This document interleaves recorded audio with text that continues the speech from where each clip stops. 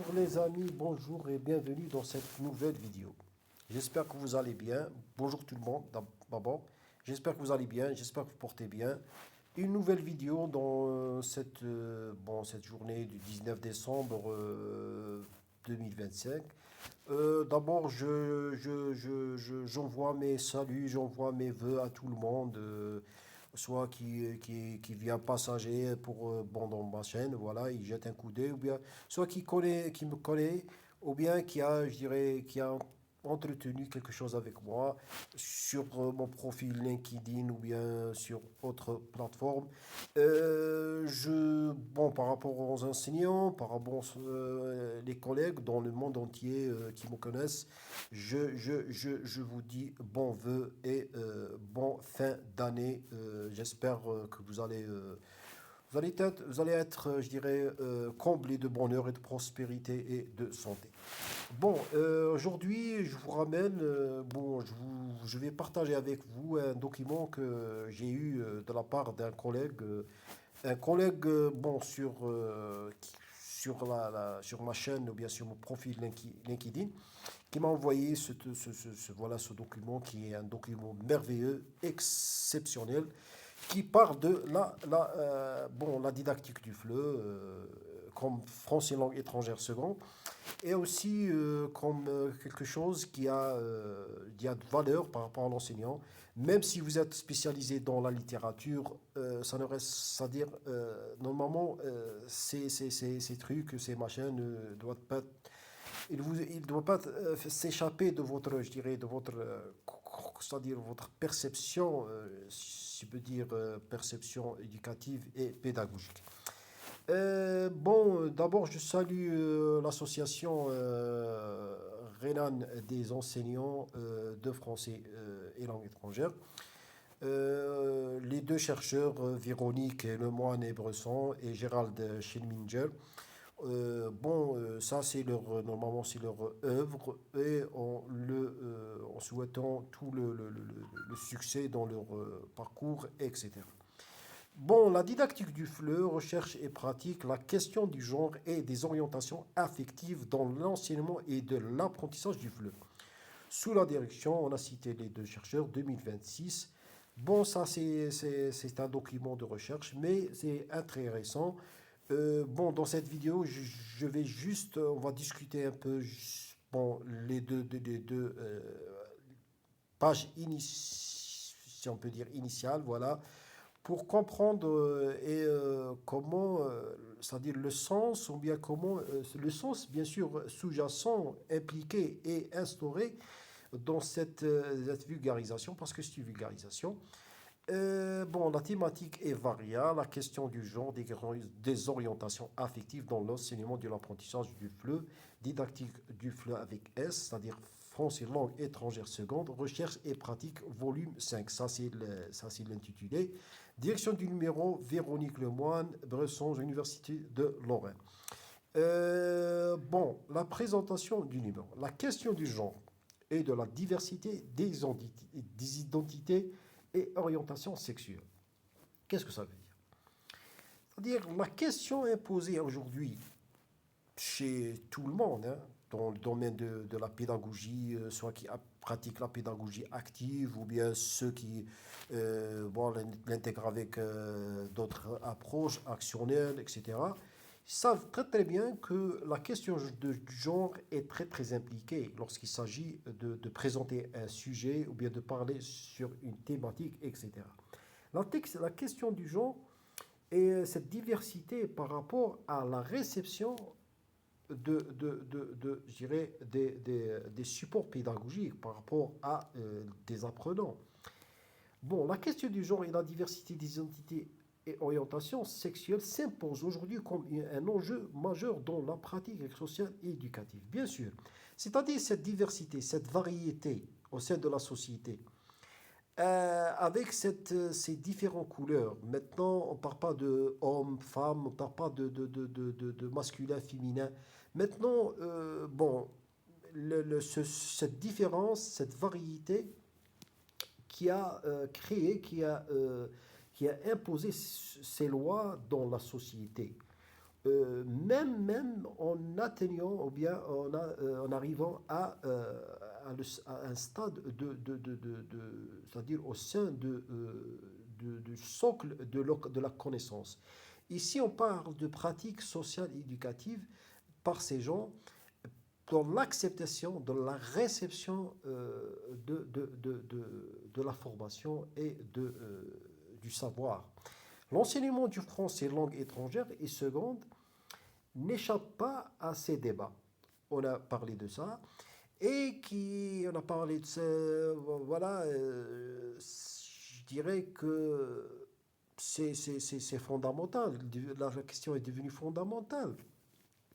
Qu'il s'agisse des représentations véhiculées par les manuels, des choix langagiers ou en classe, des pratiques, représentations véhiculées par les manuels, des choix langagiers en classe, les pratiques inclusives ou non inclusives, ou encore des résistances institutionnelles ou culturelles. C'est-à-dire que cette variété chez les individus qui ont, je dirais, instauré une loi, bon, qui n'est pas une loi,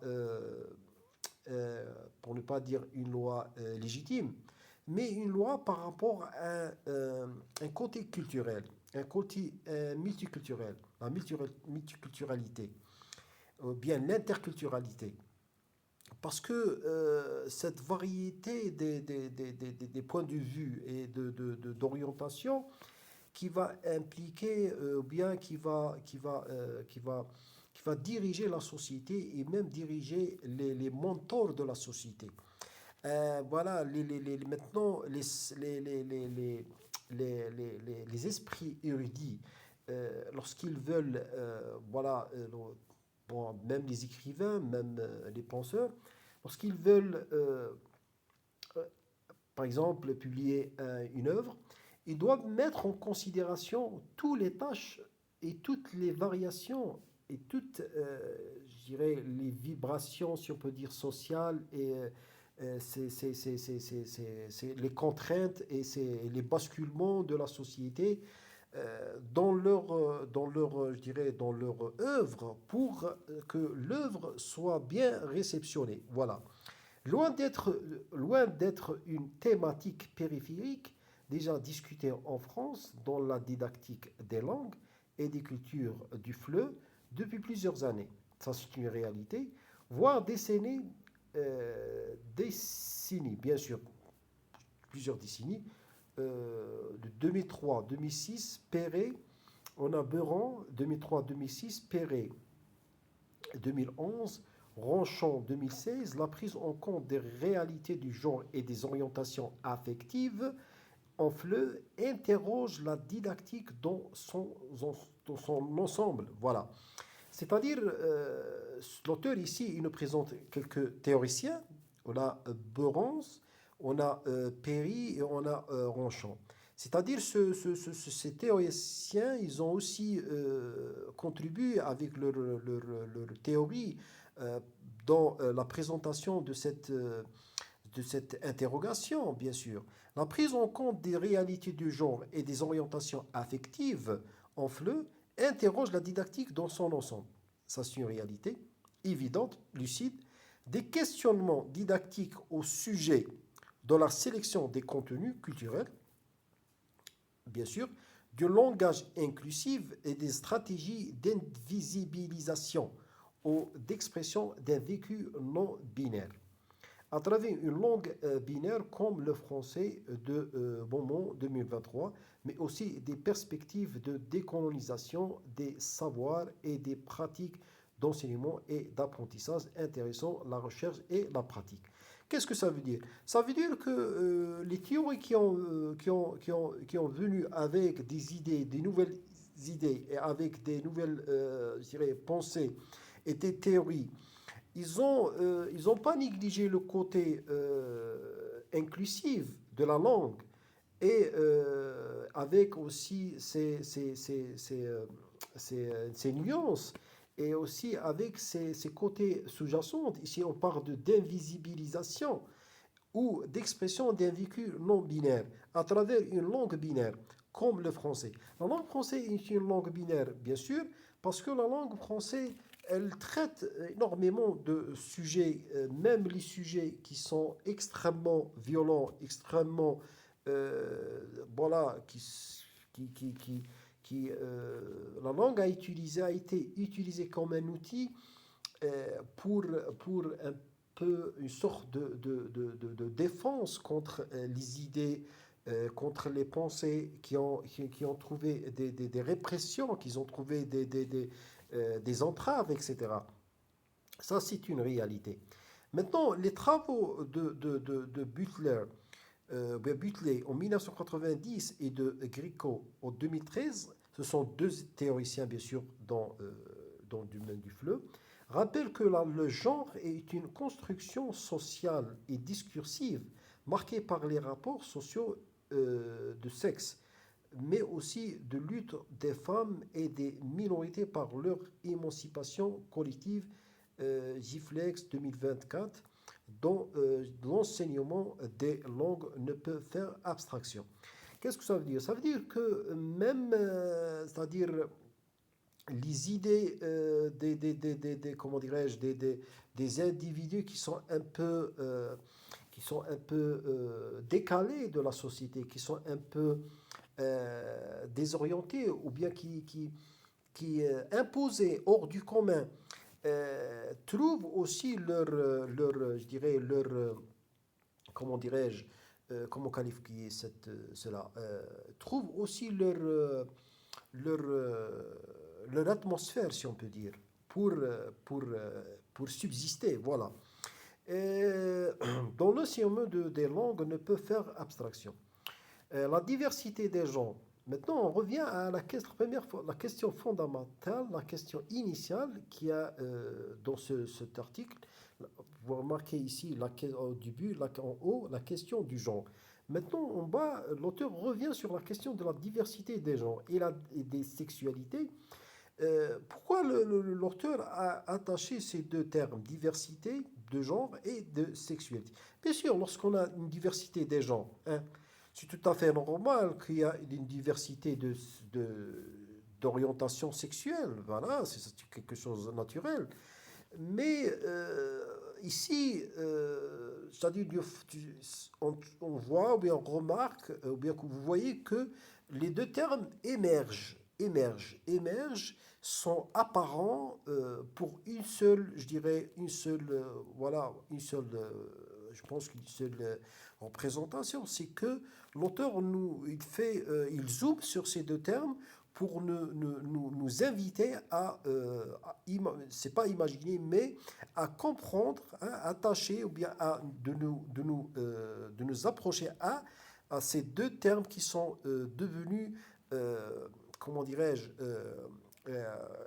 la question par excellence débattue ou bien exposée actuellement sur tous sur tous les, je dirais, tous les, surtout, bien, elle domine, domine toutes les scènes. Aujourd'hui, on parle de différence, diversité, genre et du sexe. Voilà, qui est très très important par rapport à, je dirais, à comprendre la société aujourd'hui. Parce que ce sont deux termes où l'homme et la pensée de l'homme doit être vigilant, doit être extrêmement intentionné pour, bien sûr, s'il est dans une phase de triomphale, de succès, alors pour ne pas perdre ce succès, pour ne pas perdre cette pyramide qu'il a bâtie avec rigueur, avec un savoir, pour qu'elle ne décadence, n'arrive pas à c'est-à-dire à s'anéantir, alors il doit préserver ou bien faire attention à ces deux termes, la diversité des genres et des sexualités. Maintenant l'auteur il termine, il nous dit, si tant et quelle soit réfléchir en tension avec des idéologies politiques. Voilà, je dis, voilà, on a parlé tout à l'heure de ces deux termes, c'est-à-dire ce sont très importants. L'homme doit focaliser sur ces deux concepts, pour ne pas deux mots, dire deux mots ou bien deux termes, ce sont des concepts importants dans la vie d'aujourd'hui. Alors il doit réfléchir en tension, avec prudence, avec vigilance, avec les idéologies politiques, sociales et éducatives, peut ainsi devenir un levier d'innovation pédagogique. Voilà, on a dit que si il est arrivé ou bien il a bâti une pyramide, pardon, cette pyramide, bon, vous pouvez imaginer cette pyramide de succès, de triomphe. Il est maintenant au sommet de cette hiérarchie du savoir et de connaissance. Alors, il doit être vigilant sur la façon de penser, ou bien la façon de pratiquer, ou bien de suivre ces deux concepts. Réfléchir en tension avec les idéologies politiques, sociétales, éducatives, parce que tout est impliqué. La société, la politique, l'idéologie de certains et de cette idéologie qui est différente. Chacun porte une idéologie, je dirais, différente de l'autre. Et orientation peut aussi devenir un levier d'innovation pédagogique, de réflexion critique et de transformation de pratique et de classe. Et aussi, j'ajouterai aussi, si l'auteur, bien sûr, il me permet d'ajouter, il peut devenir un levier comme il peut aussi devenir quelque chose qui va nuire, qui va créer la décadence, qui va créer, je dirais, la ruine à tout ce qu'il a bâti voilà, voilà, comme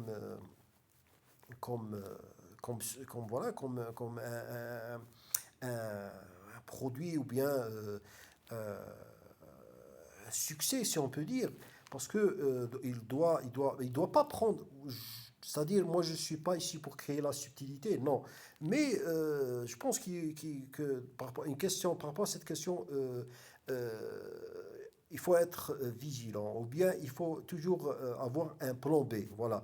Parce que ici, je vois qu'il ne mentionne pas, c'est-à-dire, il disait, c'est un levier, créer un levier d'innovation, mais peut aussi, à travers, je dirais, si on n'a pas les propres outils c'est-à-dire pour, pour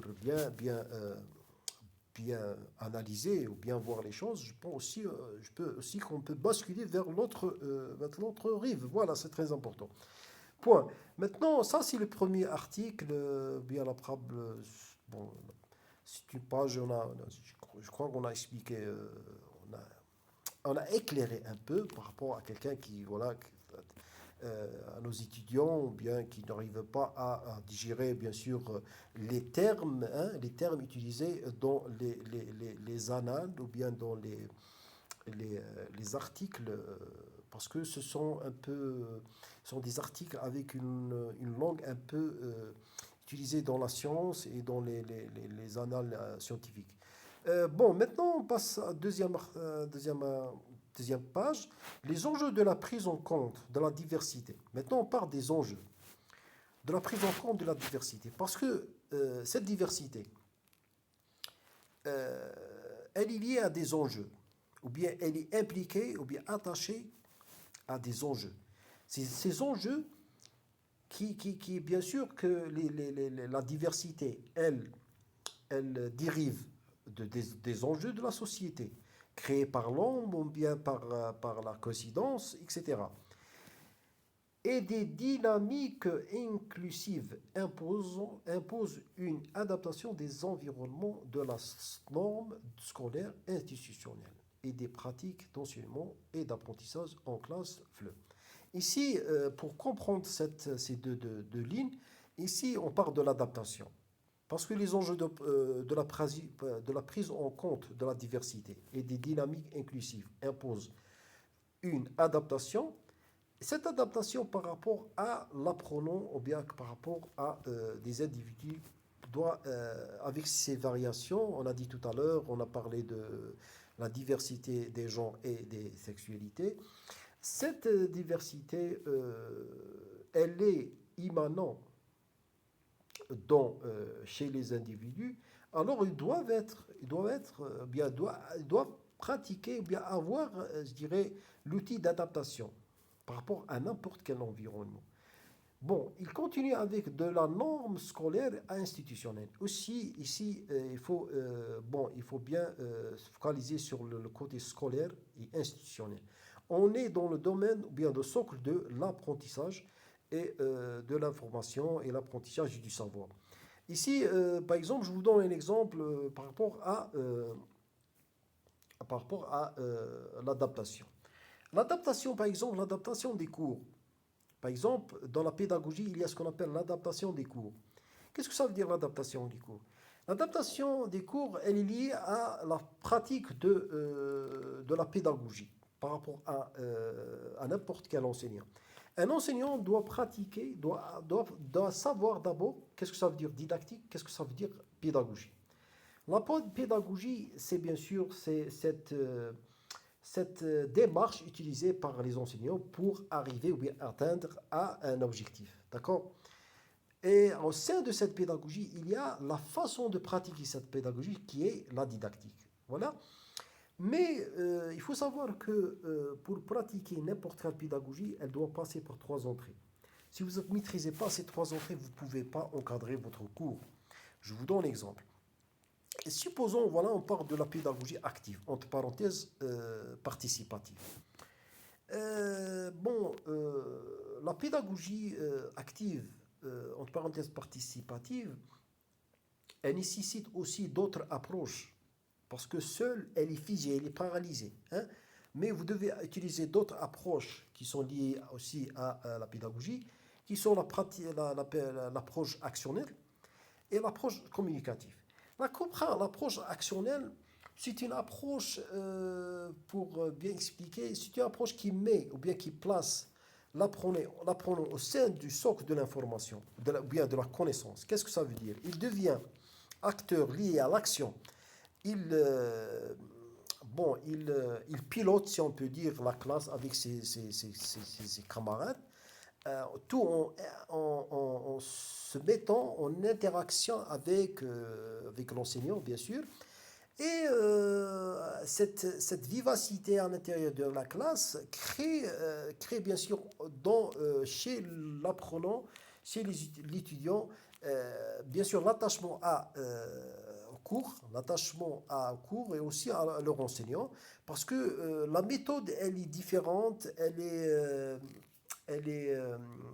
un peu attractive, et il arrive à digérer le sens. Et lorsqu'il arrive à digérer le sens, c'est tout à fait normal qu'il va prendre l'ascension à la compréhension et bien sûr, comment dirais-je, le sens est digéré, hein, par cet élève.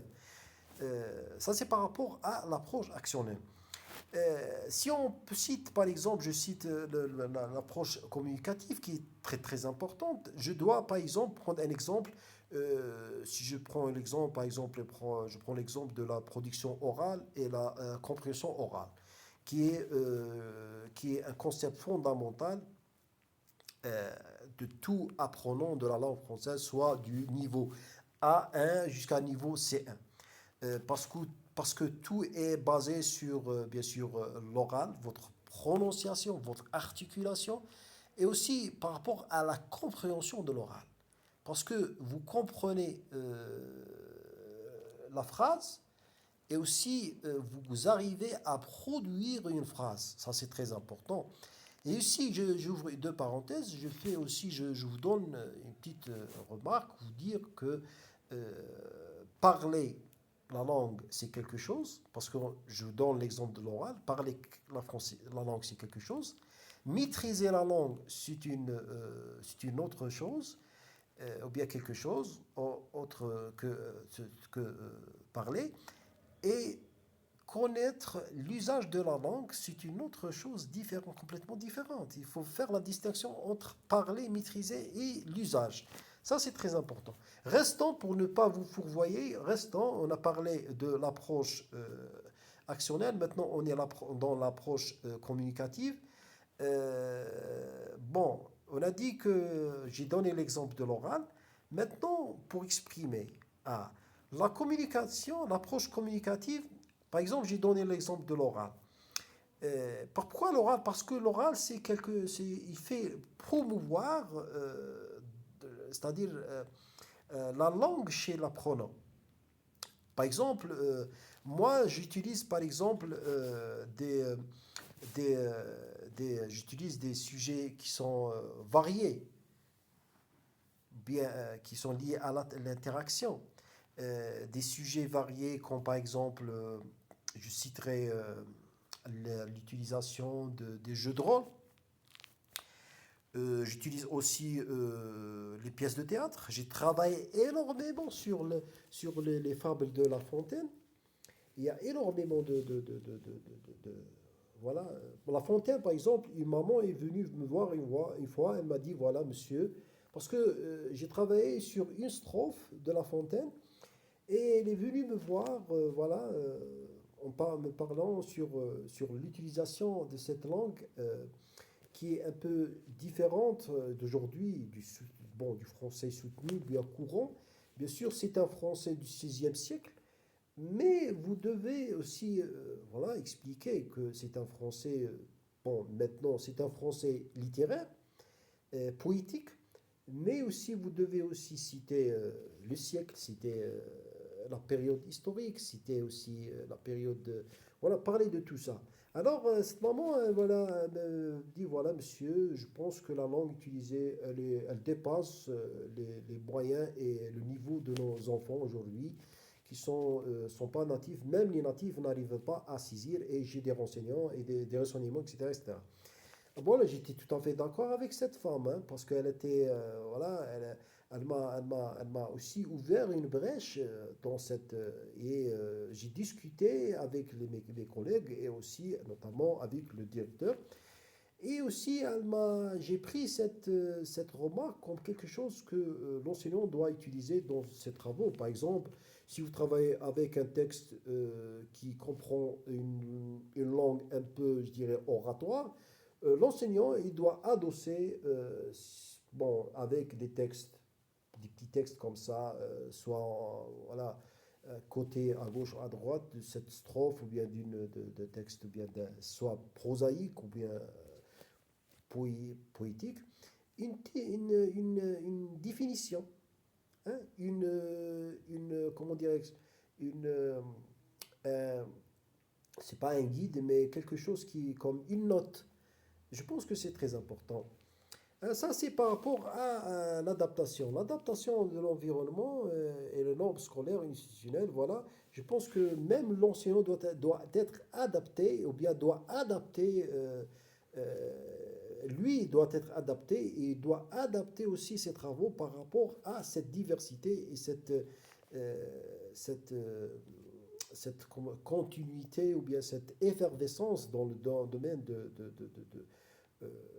de l'apprentissage, et surtout dans le domaine du FLE, qui est un domaine qui est en effervescence. Pourquoi? Parce qu'il est lié aux théories. Et ces théories sont vulgarisées par rapport, bien sûr, je dirais, à ce décodage, hein, de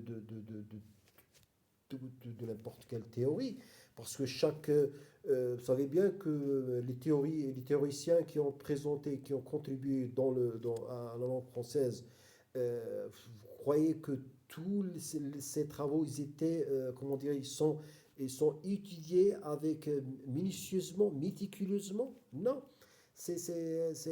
Pour ne pas dire ils ne sont pas étudiés, mais ils ne sont pas, je dirais, tout vulgarisé. Voilà.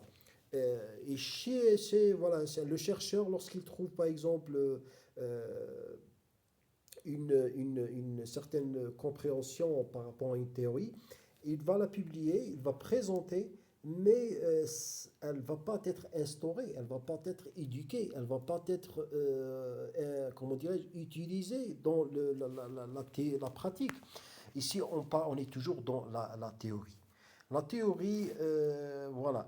Il y a qui écrit dans la théorie, il y a qui crée des théories, il y a qui vulgarise des théories, il y a d'autres qui critiquent la théorie, etc. C'est pour ça que j'ai bien utilisé, avec prudence bien sûr, le mot effervescence. Dans le domaine fleu, il y a une effervescence. Les choix pédagogiques, hein, on a cité tout à l'heure des choix, j'ai pris le choix pédagogique, un choix, une méthode, comme la méthode active, participative. L'auteur il dit les choix de pédagogique trouvent modifiés aux demandes à l'être pour répondre à ces exigences. Ainsi, Mayer, ça c'est un théoricien, et Hoftmarch 2022, Ixon 2024, P 2017 et les travaux pour le FLE. On a dit tout à l'heure que des théoriciens théorisent leurs idées et leurs pensées ici, on parle de l'étude du genre et de la diversité sexuelle. Et aussi, vous pouvez trouver d'autres théoriciens qui nous apportent une nouvelle thématique. Ça, c'est tout à fait évident. Réunis dans la revue Arborescence 2024, ont montré que l'intégration des voix qu'est dans la classe de la langue ouvre de nouvelles pistes pédagogiques et critiques. Ah, voilà. Déjà l'auteur, il a cité la critique. Bien sûr, la critique, mais la critique doit être constructive, surtout lorsqu'on parle de pédagogie. La didactique du FLE peut s'emparer de questionnements sur cette intégration. Qu'est-ce que ça veut dire s'emparer? C'est-à-dire, si vous n'arrivez pas à trouver des réponses, comment dirais-je, qui ont ambiguïté, nuance, incompréhension, absurdité. Ici, la didactique du FLE, elle vous dit oui, je suis ici, je peux vous éclairer. Puis s'emparer de questionnements sur cette intégration. C'est pour ça que l'auteur a utilisé le mot s'emparer, hein? C'est-à-dire combler. Voilà. Sur cette intégration. Elle pourrait chercher à identifier s'il s'agit ou non d'un choix imposé et par qui ainsi que ce qui précède à ce choix. Elle pourrait débusquer si ce choix est inscrit son réflexion et son adaptation contextuelle dans le mouvement décoloniaux actuel défend en Clonlonge Woolman and Cole 2023. Ici, il nous donne un peu de quelques références parce que c'est la mode. Il dit parce que c'est la mode.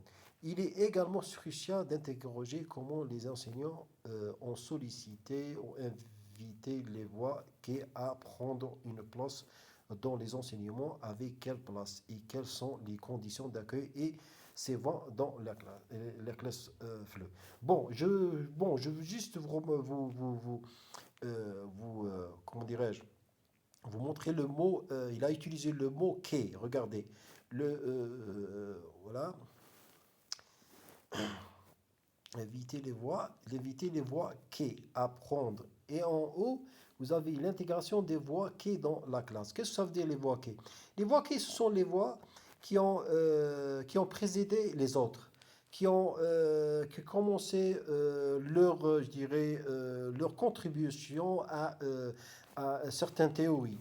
Par exemple, lorsqu'on parle d'études de genre, ici on parle d'études de genre et on parle de variation de cette variation sexuelle par rapport à domaine du fleu, par rapport à un autre domaine.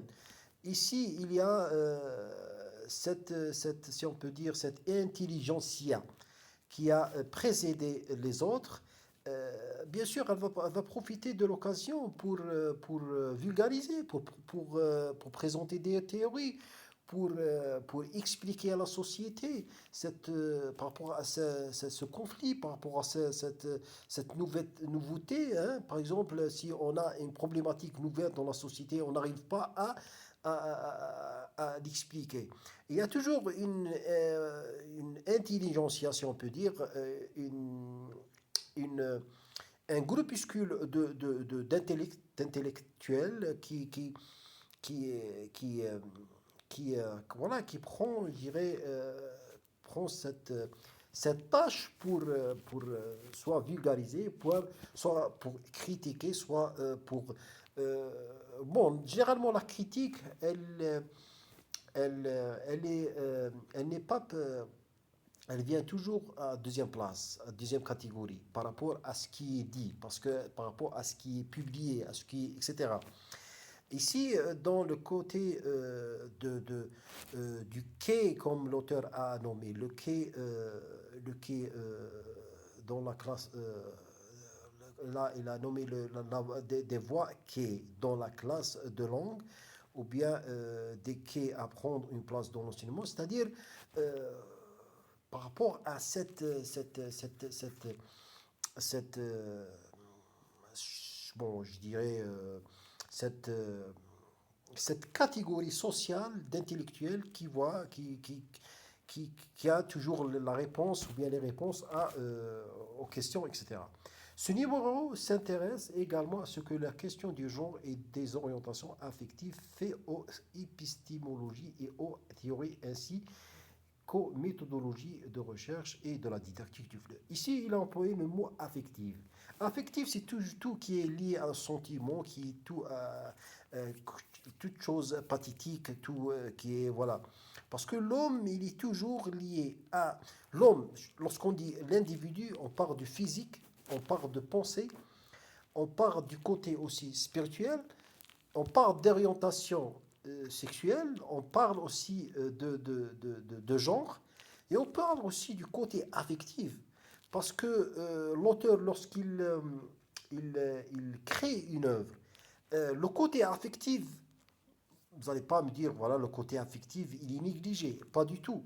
L'auteur, il écrit avec ses émotions, il écrit avec ses pensées, sa prédiction par rapport au futur.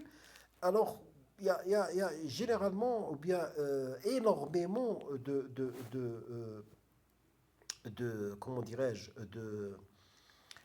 voilà, si on peut dire, euh, d'outils, hein, voilà, d'outils ou bien de sens chez l'homme qui les prennent comme un appui pour exprimer, voilà, ça, je pense que c'est très important, le côté affectif, fait aux épistémologie et aux théories, ainsi qu'aux méthodologies de recherche de la didactique du FLE. Bon, la méthodologie de recherche de la didactique du FLE, qu'est-ce que ça veut dire? Bien sûr, la méthodologie de recherche, ce sont des techniques qui sont différentes, qui nous permet bien sûr d'organiser notre travail, travailler avec je dirais une perfection pour présenter quelque chose de digne, quelque chose qui a de valeur, etc. C'est pas travailler pêle-mêle, c'est pas travailler d'une façon aléatoire, non.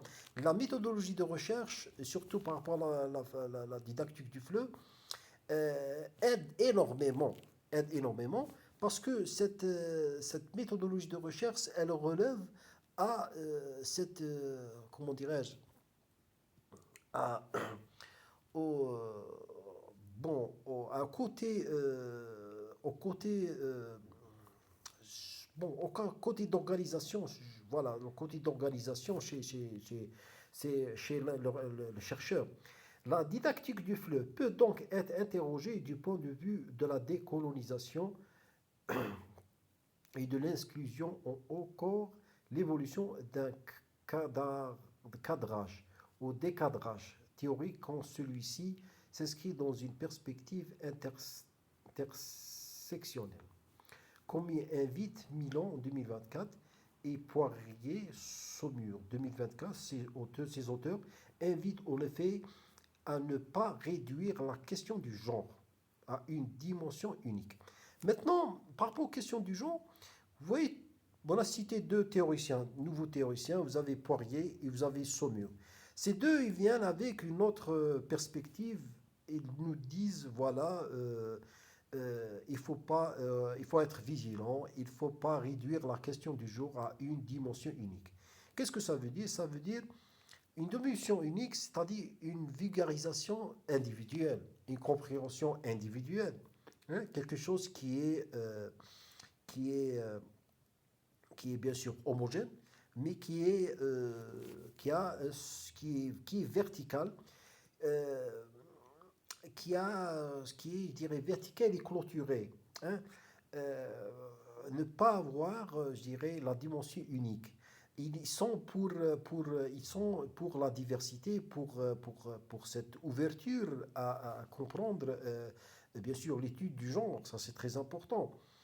Mais l'articuler au rapport de classe, bon, j'ajouterai une chose, ces auteurs invitent en effet à ne pas réduire la question du genre à une dimension unique, mais à l'articuler au rapport de classe. L'articuler au rapport de classe, c'est-à-dire de l'attacher à la classe de race et de colonialité. C'est-à-dire cette étude du genre. Il faut toujours, si on veut l'analyser, si on veut la décrypter, on doit prendre en considération le rapport de classe. Le rapport de classe, c'est par rapport à la société. La société, vous savez, la société, elle est une forme de strate, hein, de sédiment social. Alors, chaque classe représente une classe. Chaque classe représente une classe sociale, une classe d'autorité, une classe voilà, forte par rapport à la classe comment dirais-je, comment dirais-je, la classe qui est, je dirais, plus haute que si on peut dire, euh, à la classe qui la précède. Voilà, je pense que, écoutez, dans la société, vous savez, si on imagine la société comme des strates, comme des classes. Classe 1, 2, 3, 5. Si on est en deuxième classe, c'est-à-dire la classe qui présente la deuxième classe, c'est une classe qui porte la richesse, qui porte la noblesse, etc. Ça, c'est par rapport à cette euh, diversité sociale. C'est-à-dire une classe qui est dégradée, une classe qui est un peu... Voilà. Même cette différence dans la classe chez l'enseignant, avec ses élèves. Il y a des élèves qui sont brillants, hein. Il y a des moins faibles, des faibles, etc. Cette variation, cette variété aussi, elle répond aux questions du genre, ça c'est très important. C'est-à-dire le genre, la question du genre, c'est pas que dans la littérature, c'est pas que dans la société, c'est pas que dans la politique, c'est pas que dans la légifération des lois, c'est pas que dans la pensée, c'est pas que chez les femmes, chez les hommes. Elle est présente comme quelque chose, comme par exemple l'analyse de discours, l'analyse tout et discours, hein. Alors la question du genre est aussi, elle est, elle est, elle est parsemée partout et est présente, elle est présente partout. Bon, pour continuer, on a dit ces auteurs invitent en effet à ne pas réduire la question du genre à une dimension unique, mais l'articuler au rapport de classe, c'est-à-dire les classes classées ou bien attachées à des rapports de classe, à des rapports de race, hein, parce que aussi la question du genre elle est liée aussi à la race. La race, qu'est-ce que ça veut dire? La race humaine, bien sûr, et ses variétés. La race aussi, la question de colonialité. Ici, la colonialité, c'est pas dans l'auteur, ici, on ne parle pas de colonisation. Mais la colonialité, c'est-à-dire ici, il fait référence à la domination. Il montre que la langue est toujours liée à des identités en mouvement. On a dit tout à l'heure, on a parlé du concept effervescence. Ici, regardez l'auteur, il revient pour nous montrer et démontrer avec le mot identité et mouvement. Ça, c'est très important. Il n'est pas mis comme ça, aléatoire, parce il a aussi comment dirais-je, une place, il occupe une place importante et expressive, construit dont et par les rapports de pouvoir ou de domination. On a dit tout à l'heure, colonialité, c'est la domination et c'est pas par rapport aux colonisations voilà. Ici, on parle parce que c'est ça, c'est un texte moderne. Oui, ça c'est très important. Ici, on parle du fleu aujourd'hui, en 2025. Méthodologie. Pour conclure, voilà le rapport de pouvoir en domination, voire d'oppression. Voilà, parce que lorsqu'on parle de colonialité, on parle de domination, on parle d'oppression, on parle des inégalités, on parle d'injustice, etc. Ce numéro propose de cartographier ces enjeux et perspectives à travers des contributions théoriques, méthodologiques, empiriques et didactiques. Des discours et des pratiques sont bienvenus.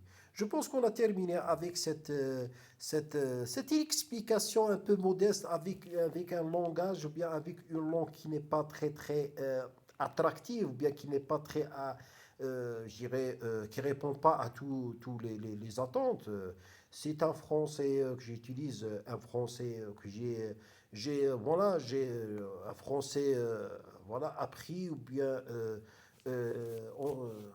appris bien sûr d'une façon autodidacte, parce que M. Boumaza Mohamed il n'a pas étudié dans des écoles, il a appris le français comme, voilà, comme une alternative par rapport à beaucoup de choses sociales, etc.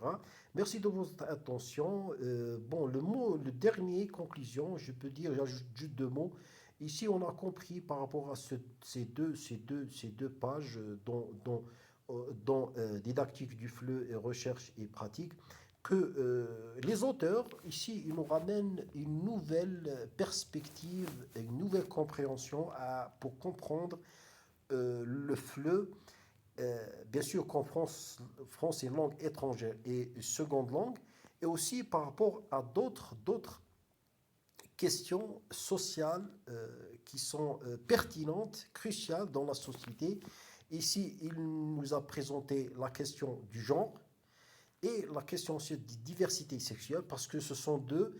Et je vous rappelle aussi voilà, que ce n'est pas question de subtilité, il n'y a pas de subtilité, mais c'est une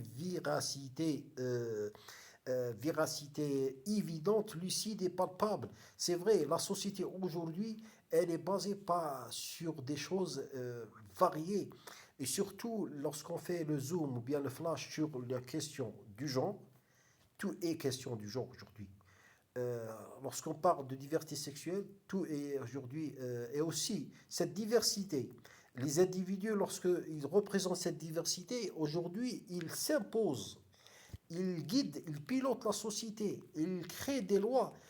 C'est eux, c'est leur vision, c'est leur, comment dirais-je, leur perception aux choses qui s'imposent ou bien qui,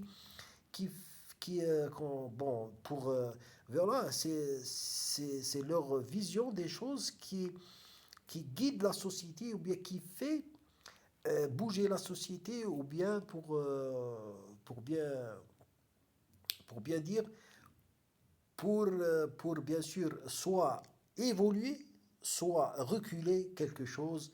C'est eux qui commandent la société. Cette diversité, elle est très importante. Merci de votre attention. Je vous donne rendez-vous à une nouvelle vidéo. Merci, chers collègues, et à bientôt.